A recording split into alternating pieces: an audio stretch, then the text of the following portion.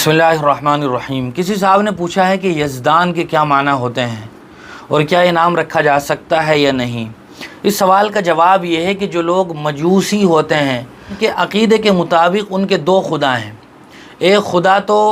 بھلائی اور خیر کا خالق ہے اور ایک خدا شر اور برائی کا خالق ہے۔ تو ان کے یہاں اچھائی بھلائی اور خیر کے خالق کا جو خیر کا خالق ہے، جو خدا ہے، اس کو یزدان کہا جاتا ہے، اور جو برائی شر کا خالق ہے، پیدا کرنے والا ہے، اس کا نام اہرمن ہے۔